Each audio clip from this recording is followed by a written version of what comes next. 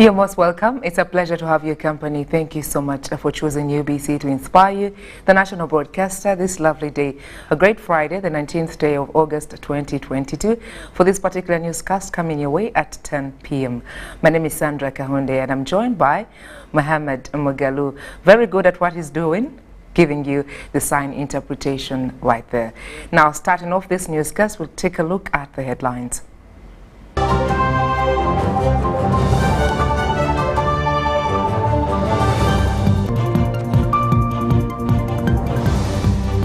Two Chinese firms donate relief items to address a famine in Karamoja sub-region. Crackdown on traffic offenders to commence Monday next week. Police targets 8 billion shillings from operation. Malaria cases go up in Kaplabyong at 16 deaths recorded in the last 2 weeks. And in sports, Chitovu and Uganda Martyrs High School were to contest a boys' De Lamenias final.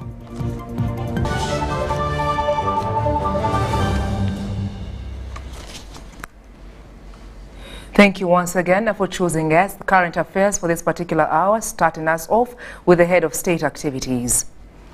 President Yoweri Museveni has said that in order to ensure prosperity, Africa must become one market under the spirit of Pan-Africanism, which is one of the 4 core principles of the national resistance movement, others being patriotism, socio-economic transformation and democracy, while delivering a lecture of opportunity to officer cadets of the 2019-2022 intake and the refresher training at Kabamba Military Academy.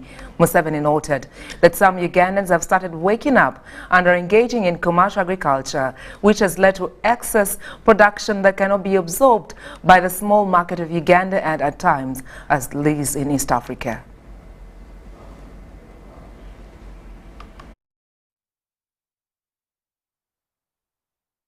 About tribes and religion. For us, principle number 1 is patriotism. Love Uganda.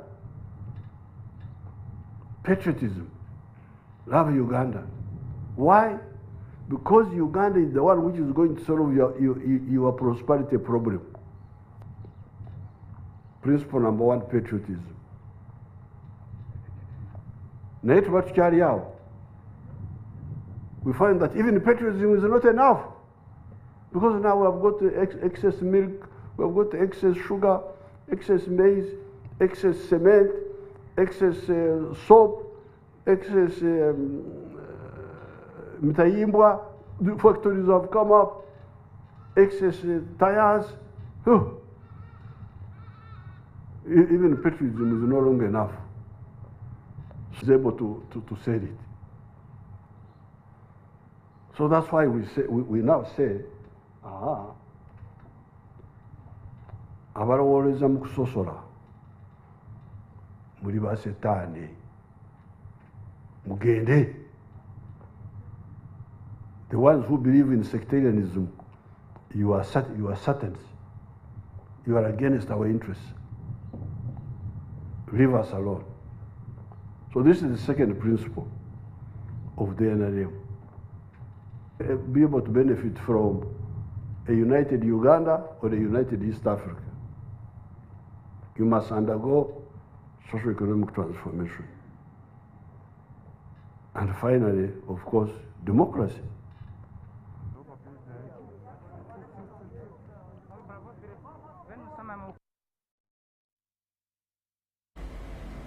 More updates from the Fountain of Honor. President Yoweri Museveni, who is also the national chairman of the National Resistance Movement, NRM Party, today, Friday, August 19th, 2022, summoned the NRM Parliamentary Caucus that are at Kololo Independence Grounds to brief them about the new developments in the country. Top on the agenda was the government's plan to rationalize its agencies and departments to save taxpayers' money. 2018, the Minister of Public Service released plans to realign government ministries, departments and agencies to address challenges of duplication of work, overlaps of mandates, conflicts, and wasteful expenditures, among others. In February 2021, Cabinet approved a roadmap for rationalization of government agencies, commissions, authorities and public expenditure. President Yoweri Kaguta Museveni, who is also the national chairman of the National Resistance Movement Party, this Friday summoned the NRM Parliamentary Caucus at Colorado Independence Grounds to brief them on the objective, the progress, and the benefits of the rationalization reform. Now, when you create so many groups which are really not needed, but which take away money, which could be used to back the wealth creators, you are making a big mistake. And that's what we discovered when we went for this rationalization. According to the report by the Minister of Public Service, which was delivered to the caucus by the State Minister for Public Service, Honorable Grace Mary Mugasa, out of the 157 government agencies which were reviewed in 2018, government took a decision to retain 88 and merge, mainstream, and transfer the functions of 69 agencies. Why should government separate the policy and regulatory roles for non-commercial and bureaucratic aspects of government? Therefore, arising out of rationalization of 1,121 positions have been recommended for abolition. The total cost savings arising from wage and non-wage expenditure for the rationalization of 53 government agencies and functions per annum will be 649 billion 202 173 311. These include savings from expenses on wage, facilitation on governing boards and councils, contribution to NSSF, non-wage expenses, development expenditure, gratuity, and rent. According to the NRM National Chairman, apart from the research institutions, the ministry departments, farmers' institutions, among others, government is seeking to retain only the money-making parastatals, with boards to monitor and guide the operations. Now, when you are, and they supervise the management, which is money-making, Bakola Sente. Like for instance, we have NEC now. NEC, the one of the army. NEC has got many businesses, including road making now. They have started the road making. So in that case, it is justified for us to have a board to look at the NEC, because we don't have time to, the president doesn't have time to go and see what's happening, to have a board and the management, because the NEC is a money-making body. So therefore, we said, please, no board where there is no money-making.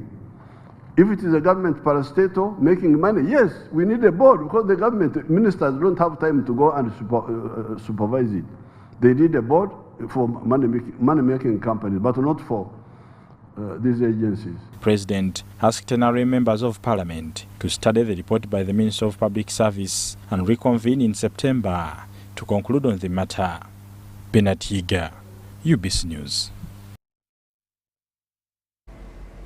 Thanks, Bernard Higa, for the report. And more from state, our same President Museveni receiving BAMP's leader, the President received the BAMP's leader and a delegation from the Bochasa, Aksha, Purushotam Swaminarayan community that was led by the African region leader, Saldu. Now, during the brief meeting, Saldu informed President Museveni about the exhibition that is in progress in Kampala. He also informed him about the world celebrations that are slated to take place from December this year up to January 2023.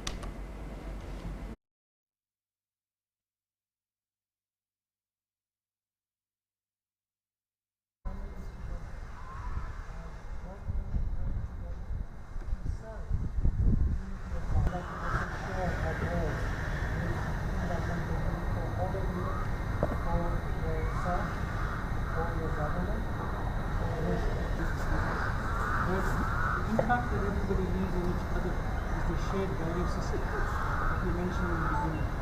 Value honesty, value you'll be very honored during the time in place to function leader in December.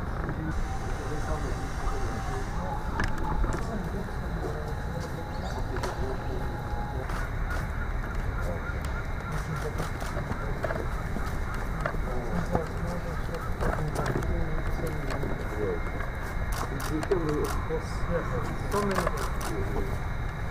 So with the head, I welcome the community here in Uganda for celebrating 100 years of the birth of the Guru, the one who came to see me here and who welcomed me in London.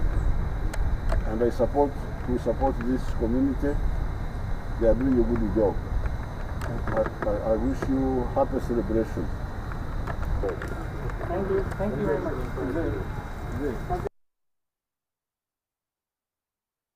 More updates of this Friday was seeing President Yoweri Kaguta Museveni, who is also the Commander-in-Chief of the Armed Forces, made several changes in the leadership of the Uganda People's Defence Forces, UPDF. Defence spokesperson Brigadier General Felix Kulaije has confirmed the changes and appointments aimed at enriching the management of departments within the structures of UPDF. General Yoweri Kaguta Museveni, the Commander-in-Chief of the Armed Forces, made 35 appointments, including 3 Major Generals, 12 Brigadier Generals, 14 Colonels, and 6 Lieutenant Colonels. If you notice, we have over 30 generals that are retiring at the end of this month. So the appointments are intended to fill the gaps the retiring officers have left. Take, for example, Lieutenant General Guti, the former commandant of the Senior Commander Staff College. He's retired. We must cover his position. Hence the appointment of General George Igumba as the commandant. Major General Hudson Mukasa was appointed Deputy General Officer commanding Reserve Forces. Major General George Igumba was appointed Commandant of the Senior Command and Staff College, Chimaka, to be deputized by Colonel Silver Changa Muhwezi, while Major General Lucy Chidega takes over as Camp Commandant. His Excellency the President saw it fit to fill the gaps of those who are retiring, because they have already been cleared to retire, but the institution must continue. And that's how institutions grow. Those of us who have reached retirement age will leave, the younger ones take position. Defense spokesperson Brigadier General Felix Kulaije said the appointments are aimed at filling the gaps of retiring officers. Indeed, you have seen many, because many who have been in those positions are retiring. For instance, General Katirima is retiring. He has been at Sababa. General Ndoga was in Saudi Arabia. He's retiring. General Grace Agaba was in Burundi. He's retiring.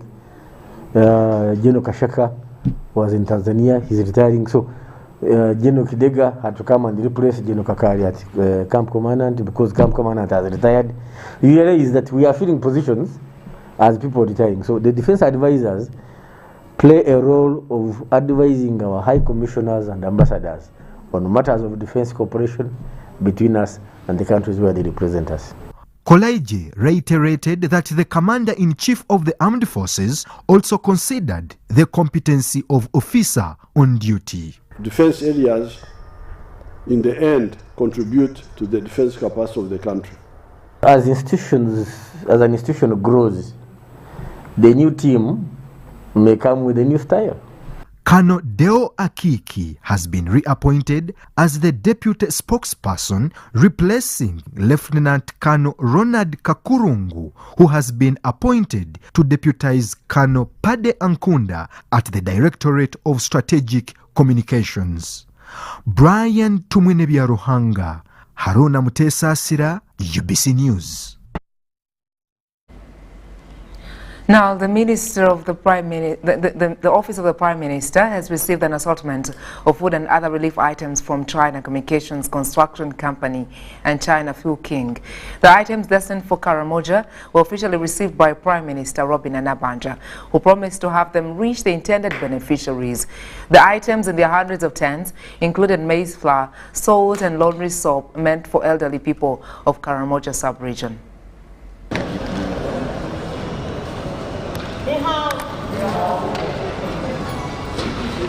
We have so far delivered some food supplies to Karamoja. I'll be going there next week please accompany me so that we go and see for ourselves what is happening there. But the situation is normalizing because we have got, the Prime Minister's office has bought some food. I cannot say it's enough, but you saw me yesterday on the floor of Parliament giving you the update of how much food we have so far given those people. It is in millions of kilograms. We have so far received 20 billion, and I think the procurement process has been concluded. The technical people are here. They can give you the update. But so far what I know, Ministry of Finance has so far given us 20 billion. And this money is being used to buy food. Maybe our help is not so big, but we hope that it could help those people in Karamoja, especially those elderly and the young children there. It is human nature that to help the weak. So we also hope that in future, the people there will have a better situation. And for accepting to be part of us as Ugandans, for being part of us when we have issues, for being there for the people of Karamoja. You had said that this food should go to the elderly. We shall make sure that the food goes to the intended beneficiaries. And I request that my ministry or OPM takes cognizance of this fact. These people want this food to go to the needy, especially the elderly. And therefore, on behalf of government, I want to thank you and to inform you that this food will reach those people you intend to give it to.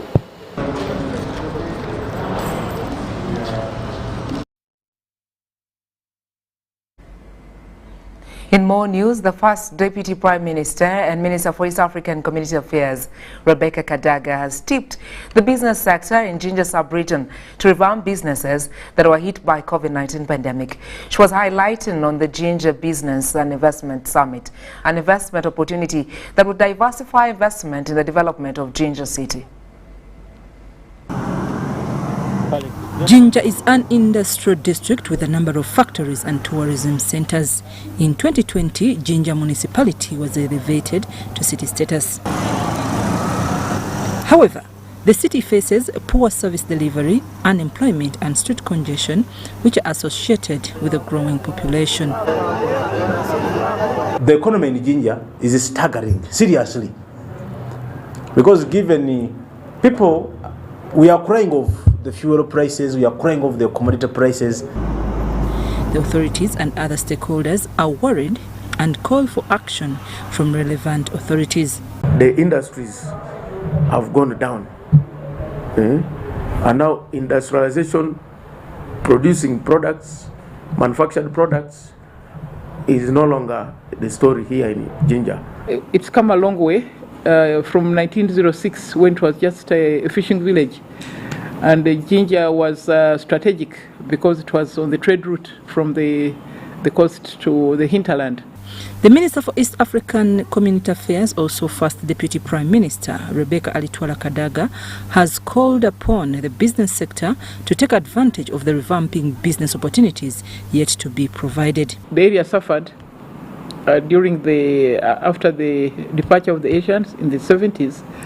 And later on, a number of factories and industries relocated from Jinja, moved to other parts of the country, especially to Kampala and Mukono. But it's our hope that this can be revived, and we're inviting you to come and invest. There are many, many opportunities. There are opportunities in tourism. Tourism is a growing area in Jinja. There are many opportunities in education, many opportunities in health, and additional industries themselves. The Director, African Center for Economic Dialogue, Julius Nsubuga, says a multi-stakeholder engagement platform that seeks to ensure a clear path is built for sustainable, inclusive and resilient. You want to, if probably we can't leave out marginalized groups, so offices of inclusion are quite key, including affordable housing for all and gender equality, financial inclusion, which is a very important facet of development within any city, and in particular Jinja City. Kwe kulaba nga tusobola okutumbula naye ate n'okuddamu okuwa amaanyi ebyobusuubuzi mu kibuga ky'e Jinja nga tugabana amagezi ag'enjawulo agayinza okutusobozesa okuleeta enkulaakulana bwepo buli muntu yenna gy'ayayanira okulaba. The summit will guide and shape growth and development of Jinja City. The general public can use this opportunity to showcase and exchange ideas to revamp and sustain business.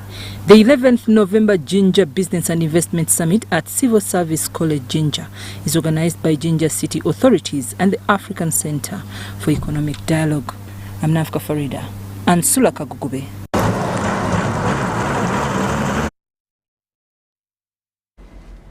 Now bringing you back to Kampala, police have committed to recover at least 8 billion Uganda shillings from traffic defaulters starting Monday, the 22nd of August 2022. Those with outstanding EPS tickets are advised to clear before that date. Operations will be guided by the security cameras mounted in different locations.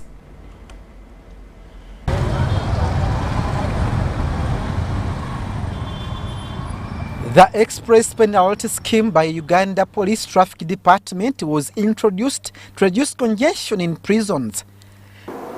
The primary objective of the scheme was basically to deter road users from committing offences and also intended to decongest our courts.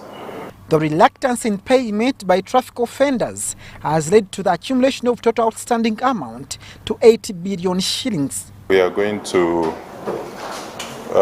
enforce traffic operations aimed at cracking down on EPS defaulters and to purposely recover express penalty scheme areas of about 8 billion shillings that is still out there. Police have committed to recover outstanding money from defaulters in rigorous operation to commence next week on Monday, the 22nd of August. At any stage, for those who think that they can dodge around, at any stage, as a motorist, you will find yourself involved with the police on the roads, any road or under any circumstances. We shall arrest you and we shall also impound your vehicle. Offenders are supposed to pay for the ticket within a period of 28 days from the date of issuance, and failure to do so attracts a surcharge of 50%. Some of you refuse to sign, you tear the papers, you abuse the officers, you throw the paper, throw it at the officer, drive off. Want it or not, once that ticket is issued, it's already in the system. The ticket has 25 types of offences, and the fines range from 20,000 to 200,000 in respect of the offence committed. Those ones found driving on the road without valid driving permits or licenses, that's if you're driving out of class or your driving license is expired and you're found on the road, they'll issue a ticket that is 100,000. Motorists with petitions in regard to tickets are given advice to reach out to the relevant offices for fair hearing. For those who have petitions or queries regarding the EPS, you can present your case to the EPS tracking unit at the Directorate of Traffic and Road Safety at Natete Police Headquarters. That is for further review or any other inquiry. In addition, the force is committing to enhance the Name and Shame campaign using different platforms. Abdul Nasser Lubwama, UBC News. Well, that story from Abdul Nasser was set off a very short break as you reflect to see if you are a traffic defaulter somehow, somewhere, so that you're not inconvenienced along the way. I return with more updates as far as this Friday newscast is concerned. Keep it UBC.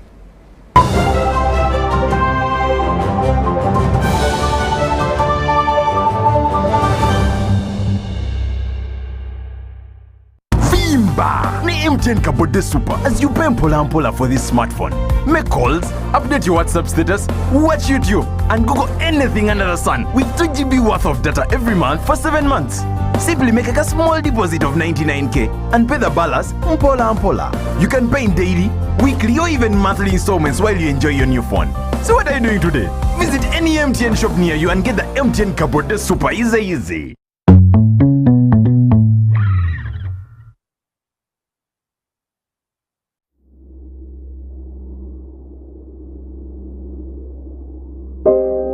I remember the lockdown,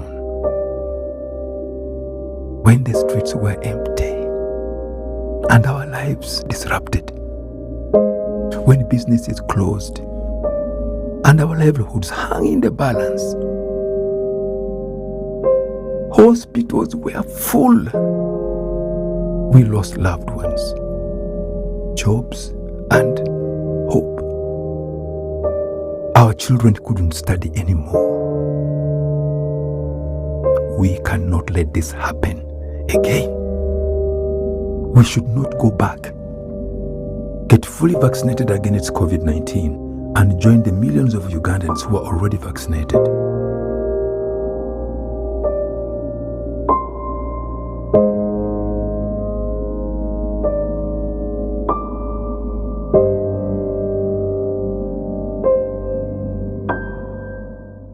It's Freaky Friday from Airtel. Buy or gift. Buy or give. Get freaky too! Dial star 149 star 10 hash to load a Freaky Friday bundle for you to enjoy the best offers on voice and data. To buy a bundle for friends and family, dial star 149 star 10 star 5 hash. Freaky Friday with Airtel. Buy or gift a bundle today. Dial star 149 star 10 hash to get started. Airtel, the smartphone network.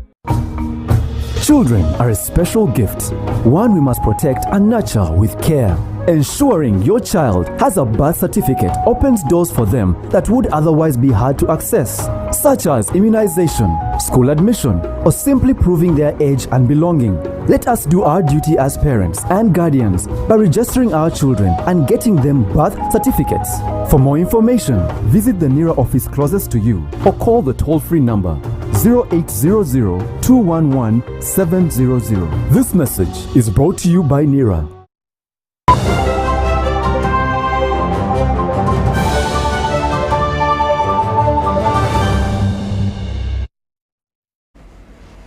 Many thanks. Thank you for keeping it right here on the National Broadcaster. We are live from Nile Avenue here in Kampala.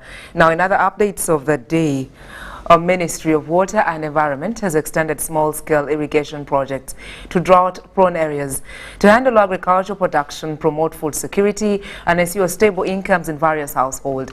Locals are being challenged to sort their attitude and mindset if they are to benefit largely from these projects. The Ministry of Water and Environment, through the Department of Water for Production, has embarked on provision of small-scale irrigation schemes to drought-prone areas across the country. The move is intended to boost food security for the locals, but also ensuring stable household incomes. We know that water being a very, very important factor for production, when it is available all through the year, production increases and productivity increases. Ni muhinga binji kano kusharura musharura binji. So in that ntubingo bworo we improve livelihoods at household level. Some of the locals in the areas where these irrigation schemes have been established are already reaping big. Turukureba okutuli kusharura ejeso ntekateka mutwasharura yindi tuzakonjeraho aha account imwe turongeraho kurangu abana bitu bahinduka ahabandi abayangire kutwegitaho. When it is a dry season, most of our farmers lose a lot of produce. The sunshine is very destructive and we find we cannot actually save enough produce. Therefore, we are happy with the irrigation schemes. This specific group has been taken through market survey, so they know which crops to plant at a certain season. Should it be a rainy season, how should they interplant and which duration should they be planting them in the different intervals? In spite of the area being well known for rice growing, the harvests have not been good.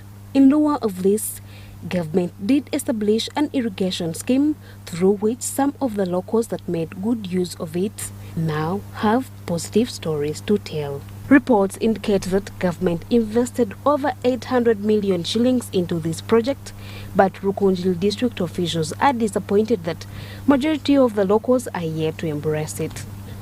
Speaking to UBC shortly after commissioning the project, various district leaders said there is need for mindset change for the project to achieve its intended objectives. You know, I was surprised when the chairman was talking that the people here, the children here, or the people cannot go beyond senior 4. Okay, why? And for him, he's saying he's praying very hard that at least they're able to pay school fees for their children and get a parish chief. Can you imagine that kind of mentality? The pace where we are right now and how much money they are and how they were found, they are headed towards a positive direction. Because as you talk to one-on-one with them, they should have a take back home now that has helped them benefit. Maybe they look at themselves in a better aspect like how we found them. Locals have been warned against vandalism and theft of the solar system and sprinklers, as this might affect government plans of eradicating poverty amongst locals. Miriam Wamcha and Ambrose Muhumza, UBC News. Moving on, Christian Skills Development Center has embarked on a program to equip modern information and communication technology skills to church pastors and church administrators in order to cope with current evangelization trends. The training, hosted by Passover Christian Church Kamocha, comes at a time when many churches were affected during the COVID-19 pandemic, yet those that were already online continued preaching. Following the negative effect of COVID-19 on churches during the 2-year lockdown, the Christian Skills Development Center has embarked on a series of ICT training sessions for church pastors and administrators. If you have a Gmail address, but with Zoom you can add people with other email addresses.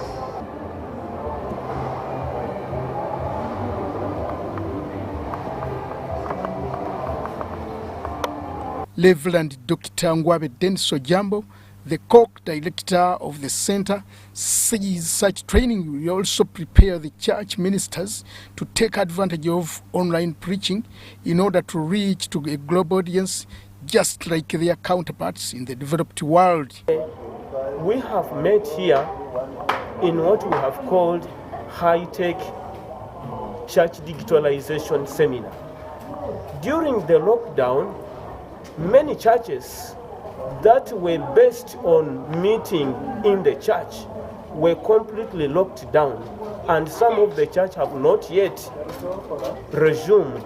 Actually, those that have resumed, they're struggling so much, but churches that had embraced the digital technology, instead of dying during the lockdown, the churches instead continue to grow, because during the lockdown, very many people were searching for spiritual assistance, for spiritual help.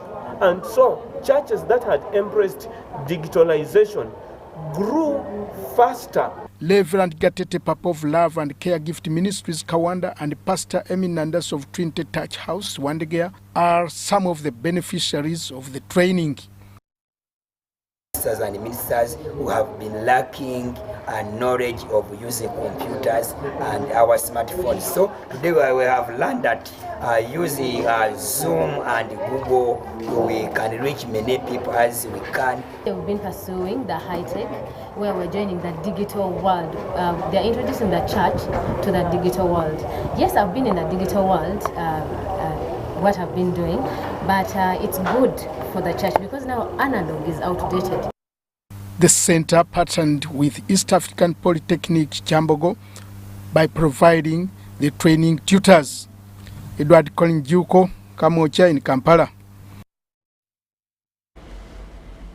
In more stories, a UNIS Foundation, a charity organization based in Bangladesh, has injected over 120,000 euros into Kampala International University to be used in helping learners with entrepreneurial skills. This was revealed by the Vice Chancellor, KIU Professor Mohamed Mpanzi-Mihingo in Kampala. Mpanzi-Mihingo says this project will be run in the 4 regions across the country, targeting youths in various universities and secondary schools. The social center is going to offer training skilling and equipping them with exposures and experiences. And what's the whole model? The model is that with time, whoever walks into the social business center will be able to convert their potential to get some seed funding, and they are able to move out and start some businesses, either as individuals or circles. And in order to explain this, we have received funding from the Yunus and You Foundation that is going to help us to pilot the first biggest project in this country. So this model is going to work in the central Uganda, and for central we have selected Kampala to be the core. Then eastern, we will also have 5 universities, 5 secondary schools, 5 youth groups. Okay, there we shall focus on Mbale, and then for the north we will focus on Lira. We are aware that the last 3 years actually, COVID-19 has really tampered with everybody's financial arrangements. And because of that, we are launching a 50% waiver on all the postgraduate programs, regardless of whether the student joining KIU is Ugandan or foreign. 50% on our postgraduate programs. And this ranges, goes from postgraduate diploma to PhDs. This we are doing. That before they get the jobs, they are able to have a livelihood. And so we are skilling them in different things: soap making, bleach making, photography skills, computer skills, all the hands-on skills that one can actually use to earn a living.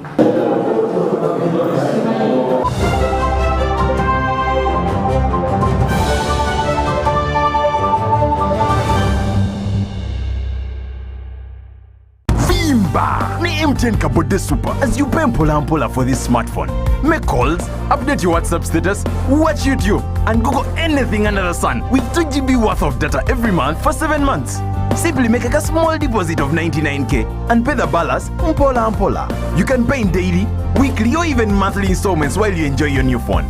So what are you doing today? Visit any MTN shop near you and get the MTN Kabode Super easy.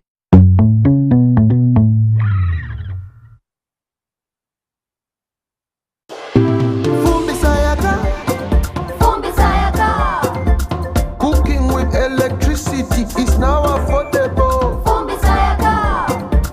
Cook your beans. Avoid smoke. Sayaka. Cooking with electricity is now so affordable with the Fumba tariff set by the Electricity Regulatory Authority. With the Fumba tariff, you can now buy up to 70 units of Yaka at a reduced price of 412 Uganda shillings per unit after consuming your first 80 units of the month. For more information, contact the Electricity Regulatory Authority on 0200 506 000.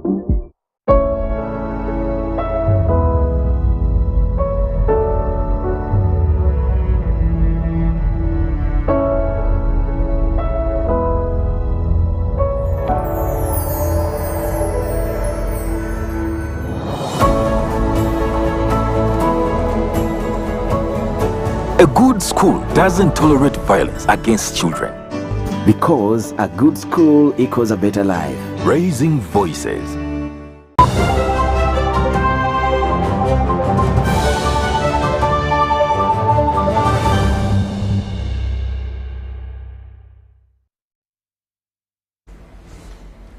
You are a great company. Thank you so much for staying. Now, right on to our business updates this Friday. We're seeing the Agribusiness Development Center launching a business accelerator program that is aimed at attracting agribusinesses, getting out of ideation fairs and offering them a business acceleration opportunity. The move is expected to work as an enabler of market attraction and funding for growth and sustainability of the operations. We have a detailed story. Following hindrances to agribusiness growth, Agriculture Development Center and partners, through the launch of a business accelerator program, are set to support business improvements and facilitate the necessary linkages for growth and sustainability. We have the potential to become the food basket, not only for East Africa, but also for the wider Africa. We can excel in various value chains agri-value chains, especially when it comes to fruits, cereals, and vegetables, among others.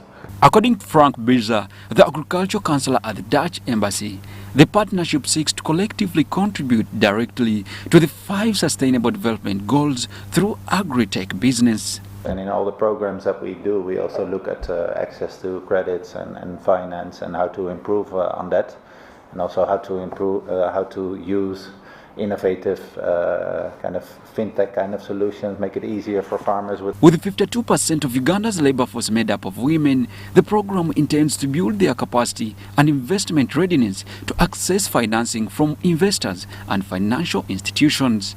So we are taking a hybrid approach where we do the physical training, the classroom, and then we also get out of classroom and go and physically cite and see examples of how other women have worked. We see a lot of need to empower women in terms of basic bookkeeping, understanding their financial management, so that they can eventually build and structure a corporate governance that will enable them to sustain their businesses as they grow. The program will not only promote entrepreneurship and innovation through small and medium enterprises, but also influence youth and women inclusivity in leadership. Joshua Kagoro, Wadulo Mark Arnold, UBC News.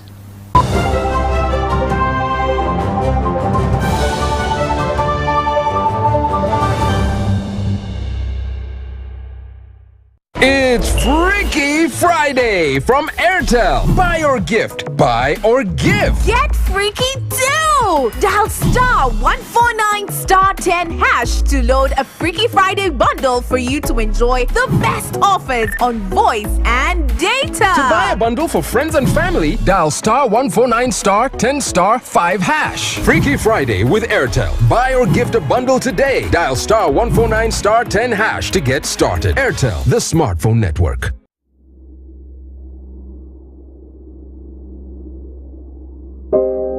I remember the lockdown, when the streets were empty and our lives disrupted, when businesses closed and our livelihoods hung in the balance. Hospitals were full. We lost loved ones, jobs, and hope. Our children couldn't study anymore. We cannot let this happen again. We should not go back. Get fully vaccinated against COVID-19 and join the millions of Ugandans who are already vaccinated.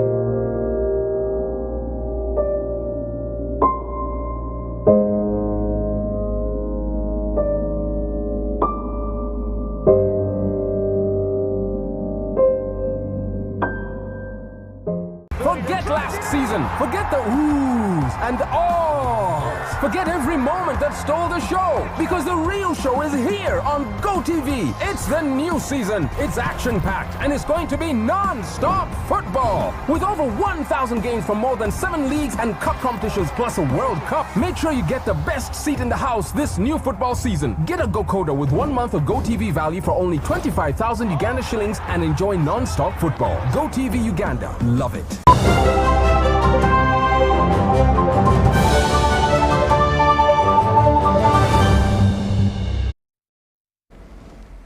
News tonight, it is a welcome back now to sports.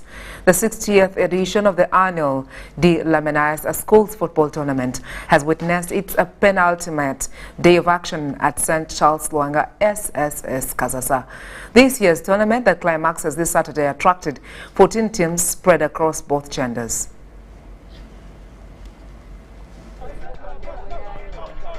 St. Charles Lwanga Senior Secondary School Kasasa in Masaka is hosting this year's De La Menace football tournament, which has attracted 14 teams in both genders. The boys and girls are upbeat.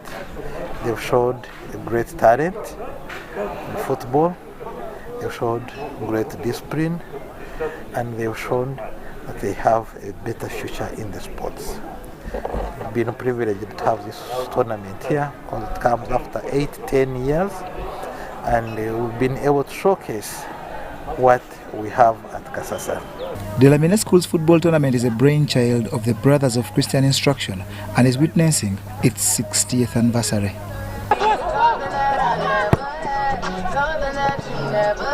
Originally, it was a reserve for schools like St. Henry's College Kitovu, Caltech Academy, Bukumi, Ibanda SS and St. Mary's College Kisubi, and was a male-only championship. Later, Komboni, Nebi College and Lamine joined to grow the number to 10 and importantly to include a girls category who alongside the boys find the tournament a joy to behold. We've enjoyed coming here for the tournament, though it has been a little bit challenging, but we've learned lessons. It has been good, but we was expecting to reach the finals, but it was not possible.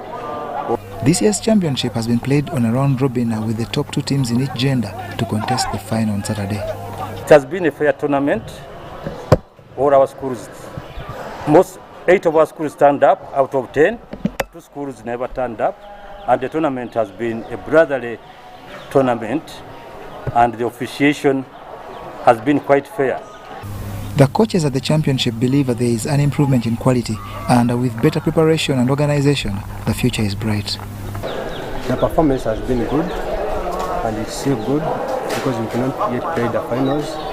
I think Kasasa has been improved at least, and the girls' football as well has improved a lot. In the finals this Saturday, reigning champions St. Henry's College Kitovu will face Uganda Matters High School Lubaga in the boys' final. The girls' final will have Uganda Matters High School Lubaga play hosts St. Charles Lwanga Senior Secondary School Kasasa. John Burns, Centum, reporting.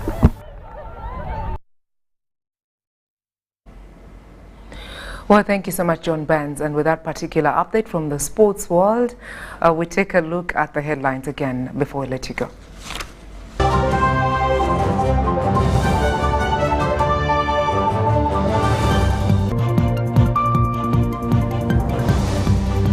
Two Chinese firms donate relief items to OPM to address famine in Karamoja sub-region. Crackdown on traffic offenders to commence Monday next week. Police targets 8 billion shillings from operation. Malaria cases go up in Kaplabyong, 16 deaths recorded in the last 2 weeks. And in sports, Achitova Uganda Matters High School Lubaga to contest boys Delamine Ice final.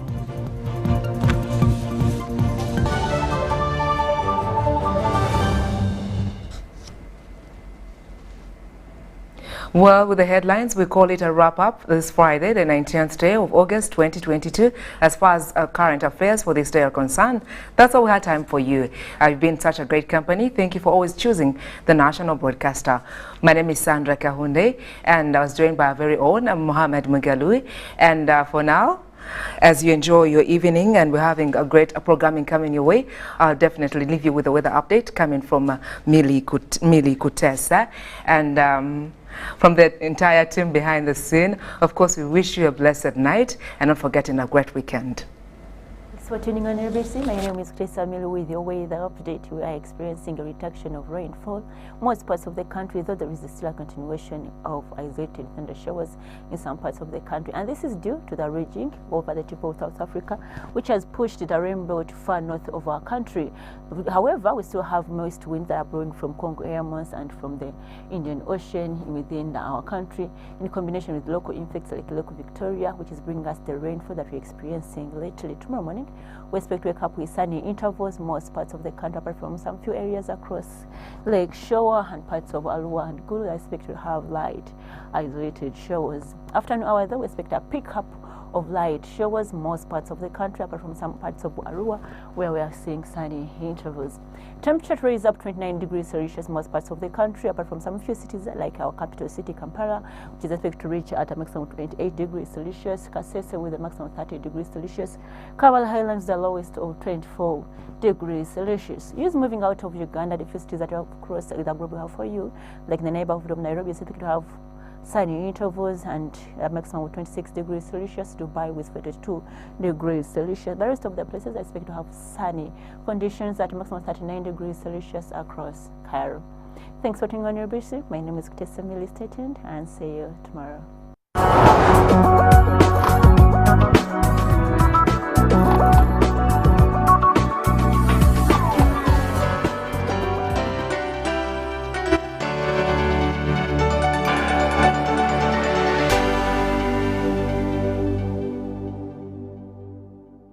It's Freaky Friday from Airtel. Buy or gift. Buy or give. Get freaky too!